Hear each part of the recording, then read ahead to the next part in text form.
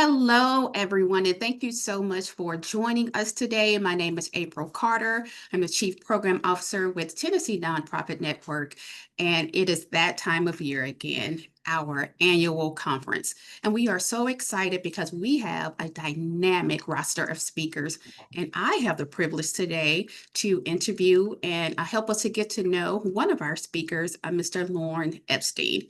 Now, he knows himself much better than I do, so we'll give him an opportunity to tell us a little bit more about himself in just a second. But to prepare you for this moment, be sure to go to our website at tnnonprofits.org to see all of our speakers, to learn more about Lauren's session, and register if you have not already. And so, with that, hello, Lauren. Thank you so much for joining us today. Thank you, April. Thank you for having me. I'm very excited to go to the conference in I guess a few weeks, right? Yes, and speaking of that, so as I said, you've been with Lauren all your life. So tell us a little bit about yourself, the work that you do, and why you are excited to join us for the conference this year. Yeah, great. Absolutely. My name is Lorne Epstein. I'm a social scientist. I'm currently earning a master's degree in cognitive neuroscience. My focus is on decision making.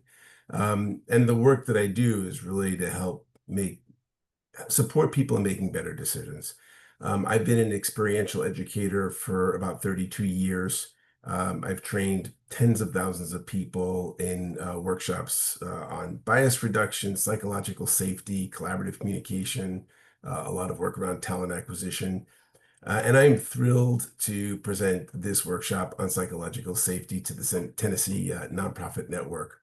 The nonprofit world is where values and action intersects. So creating a truly inclusive, high trust culture, it's not just important, it's a foundation for values-driven success. Oh, fantastic. Now, I remember having the conversation with the review committee that were responsible for selecting our speakers for 2025. And I remember specifically the conversation around your session and how everyone was excited about it. They were very curious about the topic of psychological safety as it relates to building culture and, well, beyond just simply building culture within the organization. But without giving away too much, because they need to be in the room, can you tell us a little bit more about your session and what attendees can expect? Oh, absolutely, April. So the workshop is a hands-on, immersive, eye-opening journey into the science and practice of psychological safety. We are going to explore what psychological safety is and how you can create it. We'll explore how feeling safe is crucial, especially when the stakes are high.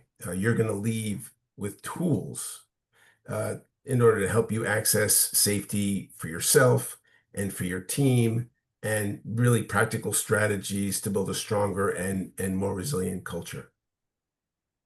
That sounds so exciting. I'm hoping that I have a chance to be in the back of the room just taking some notes for our office because we are all so excited. But with that, so when you're presenting something like psychological safety and the science behind it, what is your style of presenting when you are in front of a conference with whether 50 to 200 people? Think less lecture, more live experiment. It's like jazz. I utilize a lot of experiential exercises that help people move beyond their heads and into their bodies, into genuine connection and having an experience that they remember, like riding a bike that you don't forget. Yes. Together we co-create the experience together because I think it's the best. The best learning happens when you, as a participant, sees yourself doing it and then getting that feedback in the moment of how that's working out.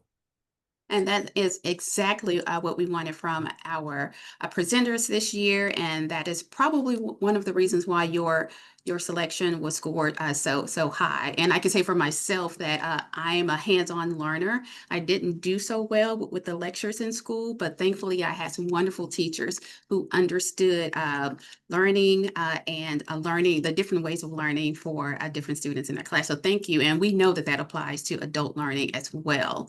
And so, with that, the theme of the conference this year is the way forward.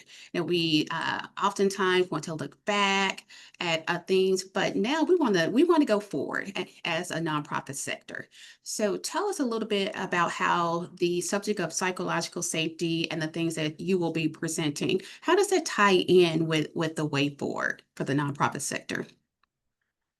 So the nonprofit sector, like many, are being challenged. We live in a world that is volatile, uncertain, but what we have, the constant, is ourselves, right? We are Mhm. the instruments of business, of work, of community. There are tools that we have, but this instrument, yourself, is really the most powerful one.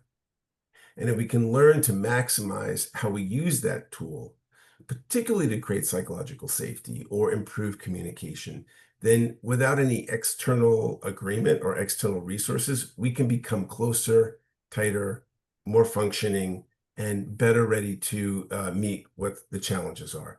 And that's always been important in any organization, but particularly nonprofits, because of their nature, right? They count on volunteers, they count on the community, and they're doing something that's values based. That is so good. I am so excited. I am so sure that people will be running to have the first seat in your session. But speaking of running to, now you will be so where you be joining us from? Where are you coming from? I live in Arlington, Virginia. I'm a one stoplight from Washington, D.C. Okay, so for Virginia, so just say you had 48 hours of free time while in Tennessee. If you could do anything with those 48 hours, what would that look like and where would you go in Tennessee? Yeah, I really had to think about this. So I've been to Tennessee. I've had family there, but I haven't done everything I've wanted. So I kind of thought this out. So first things first, strong coffee and a biscuit at Biscuit Love. And then I would wander through Grimey's and the Groove, getting some vinyl records. I'd be looking for Beatles, Depeche Mode, and the Clash records. I love records. I'd walk over to the Shelby Bottoms Greenway for some nature, and then I get lunch Yes. at Pinewood Social. And I hear that you can bowl, eat, and people watch in one place. Is that right? Yes, yes, absolutely. So I will be tagging along, and I'm quite sure my colleague Andrea Hill will want to be that third wheel. So thank you so much just for giving us a little insight into Lauren, your session, and kind of what you would do on the side if you had some free time. You sound like someone we definitely want to hang out with. So if you want to hang out with Lorne Epstein, August the 28th in Nashville, Tennessee, we will be at Gaylord Opryland Resort and Convention Center, and you can join Tennessee Nonprofit Network and Lorne Epstein for his incredible session around psychological safety, and it applies to everyone. So thank you so much for joining us. Any closing words, Lorne? Well, April, thank you. And thank the association for having me. I'm really looking forward to it. If folks want to reach out between now and then, you can go to my website. There's videos of me doing my work. It's just my name, lorneepstein.com. And I hope to see you in Nashville. Fantastic. And we will link that website below to make it easier for you all. So please watch this again, share it with your colleagues. If you have someone else joining you at the conference, give them a little insight as well. And we look forward to seeing you August the 28th. Thank you so much. Take care. Thank you.